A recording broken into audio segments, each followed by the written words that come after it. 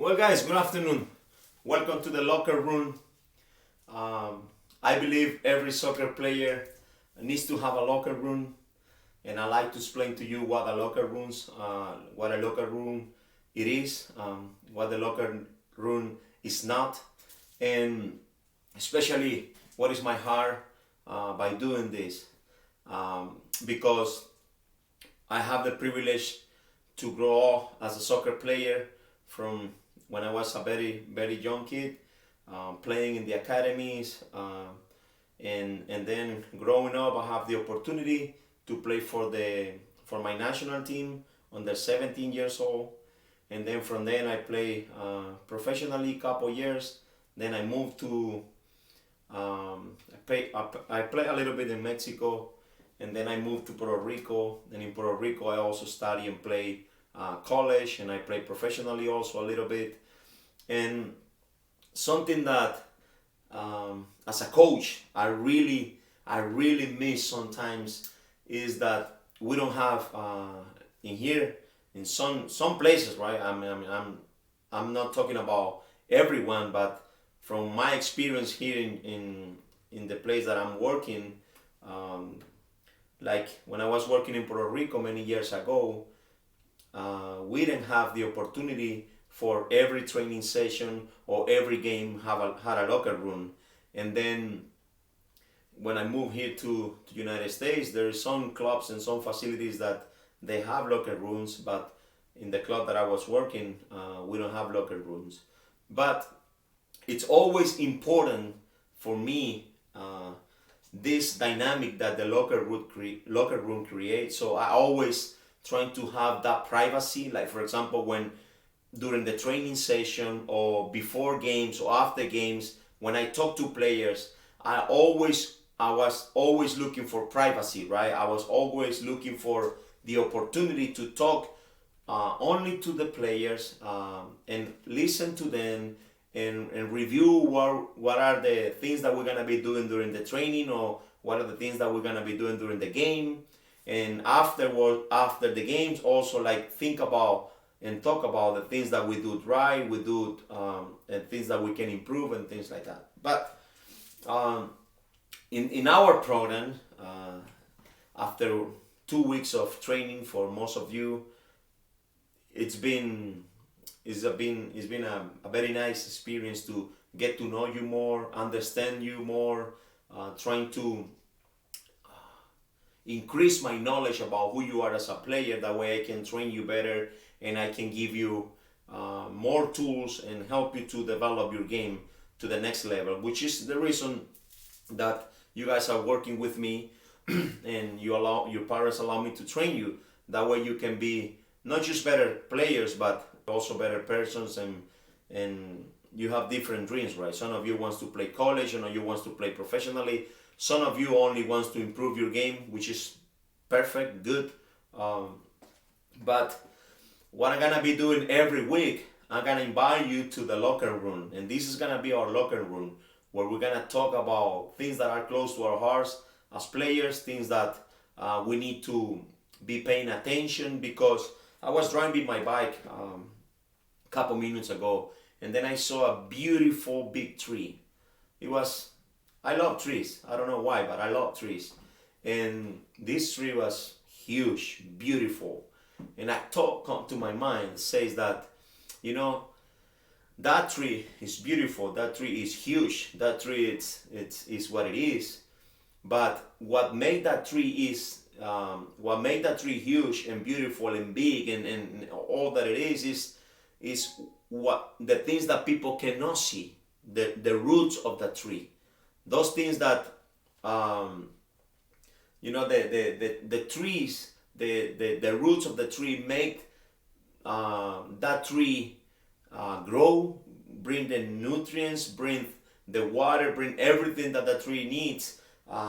Most everything, it comes through the roots. And for us in the locker room, we're gonna be learning things that are very very important about our private life, about the way you do things, and the things that you do that people don't know about you, that people don't know and don't understand that you're doing these things. like players, parents, and other people that we don't know that you're doing these things, but then they see how your game is moving forward, how you becoming more smarter, how you more energized when you're playing, how you understand more the game, how you are more emotional capable to deal with the pressure, how you're more intelligent to deal with different situations that happen against you in your favor too, how you become more obedient and team with a team mentality that is gonna be good for your coach and your teammates, and many things that you're gonna be improving as a soccer player. I'm gonna be teaching you from the locker room, because like I remember very clearly when I was a soccer player. When I first played first division in my country, I was 16 years old, and that was back in the '96, right?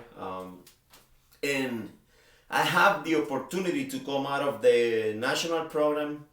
I was 16 or 17 years old when I led the national program, and I was selected to play with LA Firpo, which is by that time was one of the best teams in my country, if not the best. In that decade, it was fantastic. The many things that we were capable to do in that team, and I was blessed and I was lucky to have the opportunity to play in that team. But I always remember that the coach that we used to have, it was a guy from Chile, and this guy, he was before his name was Julio Escobar, and before every game, he gave us the same talk about the game. I remember him standing. He used to have a board, and when he doesn't have a board, he just talk. But most of the time, he got a board, and he said, because the system that we used to play in that team, it was one goalkeeper, if you can see it here, 3 defenders. It was 1-3-5-2. It was 3 midfielders, 3 defenders, 5 midfielders, and 2 attackers. And I was playing this position. I was right fullback. I was playing in here sometimes, and I was playing in here. And to be honest, out of like 20 games in the season, I think I only played 5, because the team was really good and they're all players that were doing better than me. But the whole experience to be part of that team, and the whole experience to be part of that group of players. But I remember the coach that talk about the 3-5-2 system that we used to have. He was going every single day. He was talking to the goalkeeper what to do. He was telling the central defender and the other 2 central defenders what was their responsibility. He was telling these 2 players what they have to do. Like when these guys go attack, he was telling this guy not to go so far but keep some balance, right? And the midfielders, everything, every single piece of detail, he was delivering in that talk. And let me tell you something, it was boring to death. Yes, it was boring to death, because it was the same talk every time we play. He didn't pay that much attention to the opponent. It was his style, right? Nowadays, it's very important to know the opposite side, how they play, the system, the players, everything. And the teams has way more resources to go scouting and and provide a lot of information to the coach and everything. But that coach back there, he was very detail oriented. He was telling us what to do. And let me tell you something. Even though when that experience was really boring at times, it was amazing. We ended up winning the championship, not one time, many times. And what happened is that everybody has to listen to the same talk. A starting line, subs, even players that were not called to the game, that were in the locker room, and we listen to his talk. But in the locker room, not only happens the tactical aspect of the game. And the preparation of the game, there is a lot of things going on, right? Before the games happen, the players has to be there at least, I remember, we have to be at least 1 hour before the game is starting at the locker room, and the hour before we're supposed to be at the stadium already watching the games or whatever, whoever was playing, we need to be watching them, and then we come to the locker room to get ready, where people preparing many different ways, right? But that was a place of intimacy, that was a place of friendship, that was a place to get to know better each other, that was a place of talking about the game, talking about life, just bonding, getting very close to the other players. It drives me crazy, and I cannot deal with this. And I always fight with parents, and I always tell people that they want their kids to play the game, right? You gotta be at least 1 hour before the game, so we can get together, so we can talk, so we can prepare, so we can go under the shadow of the tree, and we can have fellowship, and we can talk about life, and we can talk about the game, and we can unplug from cell phones, from Mickey Mouse, from Transformers, from any sort of things that doesn't have nothing to do with the game. Forget about it, leave the freaking phone in the car, and come ready to play the game. Man, how many times I have a player that gets like 10 minutes before the game starts, arrive to the game. We are right in the middle of the warm-up, and this guy just get there. And I always say to parents, first of all, if you don't come to training sessions, you're not going to play. Second, if you come late, you're not starting the game and might not play because you're coming late telling me that you're not ready for the game. So being part of the locker room, you gotta show a lot of discipline, you gotta show a lot of respect, you gotta show a lot of understanding about who you are, understanding about the tribe that you belong, and really desire to be there. I always say, if one day somebody asks me, hey, you want to go to Spain? Barcelona and Real Madrid is playing. I'll say yes. Let's say they invite me and they pay everything, right? Say, oh yeah, I want to go. I want to go there. And okay, yeah, you got two options in here. Do you want to see the game, or you want to be in the locker room at the beginning, in the halftime, and at the end? Which one you would pick? You would pick to see the game, the 90 minutes game, or you would pick to be at the locker room and not be part of the game. I would pick be part of the locker room. I would pick to listen to those conversations. I would pick to know what the coach is telling to the teams. Because the game I can see it later, right? And review, but I will never be able to have those conversations before, during, and after the game, which is actually where everything is craft, where everything, the reason why everything is happening is during the training sessions in the week, in the locker room, those conversations, that communication that the coach has with the players, and the players' ability to listen and understand and submit to the coach authority and submit to the team plan and perform. And I'm telling you guys, we're going to enjoy to be in the classroom. We're going to enjoy to be in the locker room. And we're going to be talking about a lot of stuff. Originally, I was thinking about doing Zoom. Probably we're going to do it down the road. In the meantime, we're going to stick with the YouTube videos. But I want to teach you, and I want to truly encourage you to embrace the opportunity to be in the classroom, to embrace the opportunity to be part of the fellowship, part of the tribe, part of this community, and become a good teammate inside our program. Currently, the players that we're training together, we mostly see each other just once a week, but with some of you, I just train privately, and some of you, you never train with the other group because you're training with me aside. But those players that are, for example, just training with me, you guys are you guys are part of a team.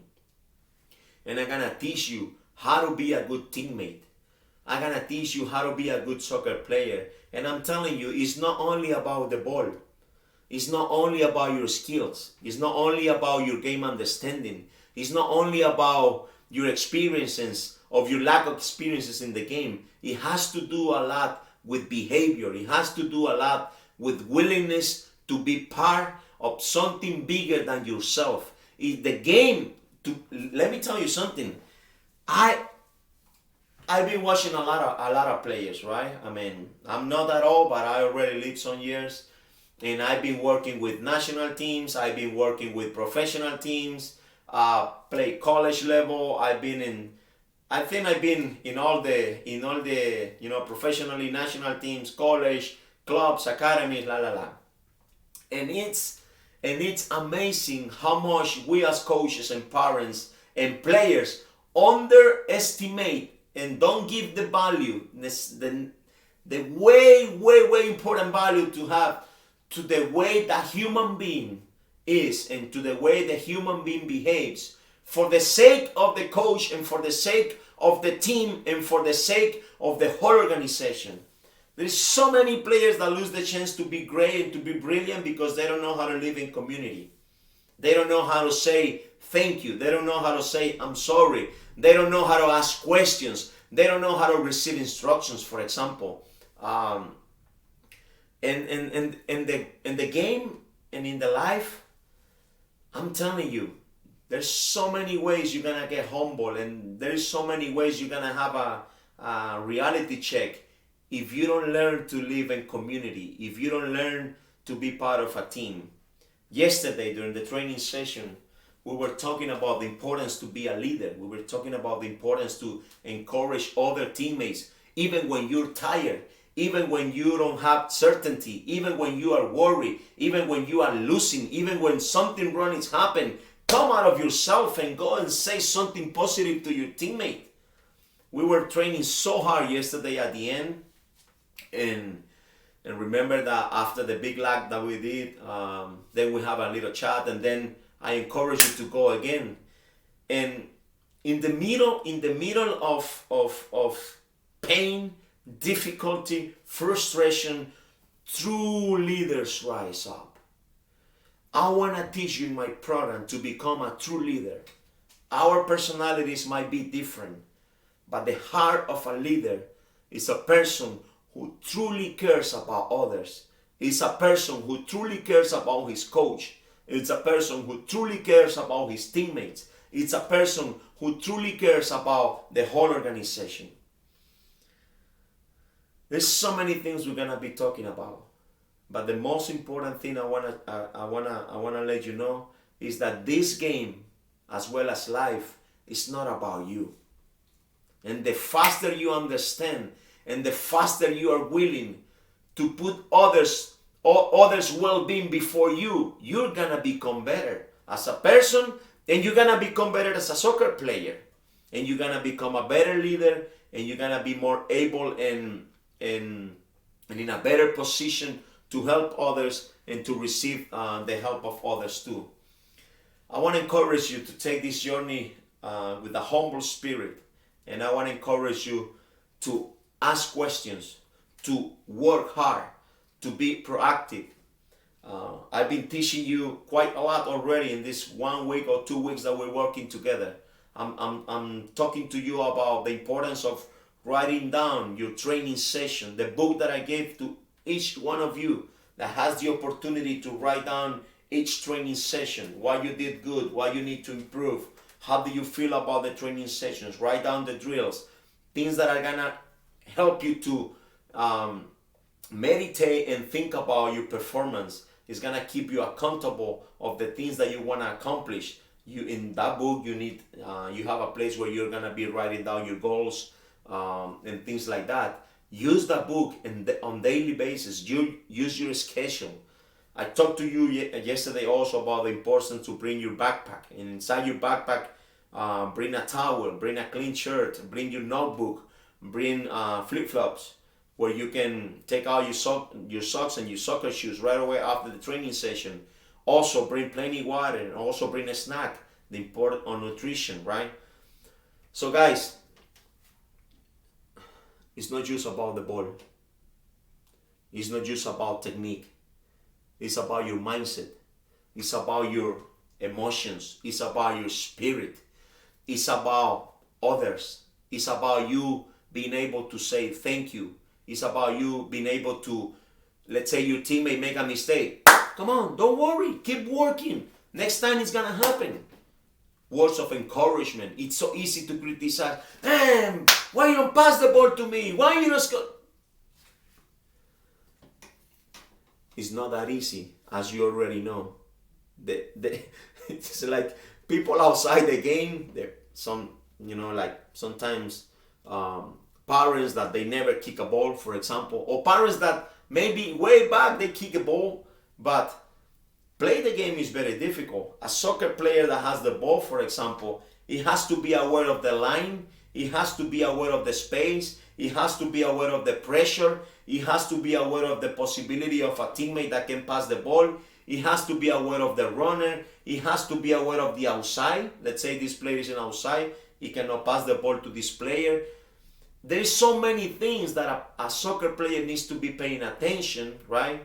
And he doesn't need somebody else to tell him, hey, what, they do this, do that. But the better player you become, the more you're gonna understand that you cannot win this game alone, that you need every single teammate, and every single teammate is different, and every single teammate has to be loved, has to be respected, has to be encouraged. One of the most difficult things that I've been learning as a coach is to treat every single player as an individual. Every single player is different. The way they think, the way they feel, the way they see the game, their abilities, technically, physically, tactically, every single player is different. And sometimes you need to treat the team in a general sense, but sometimes you need to treat the player in a different way. Something that is going to help you a lot to improve your game is get to know your teammates. Get to know your teammates on a personal level. Get to ask them what is their name, birthday, where they live, how many brothers they have, how many dogs, how many cats, what the schools.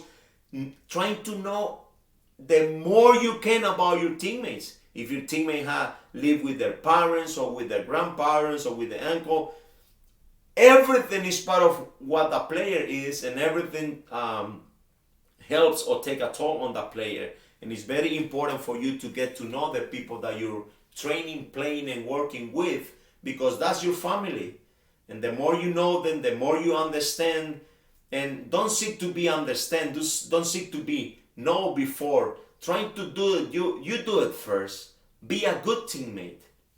I want to finish with this observation about the last UEFA Championship final game between Bayern Munich and PSG. I really love the South American flavor, the way they play the game.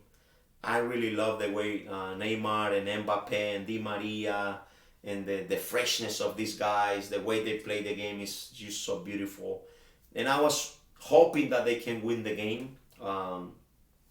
I got nothing against Bayern Munich. I think they are fantastic. They deserve to be champions.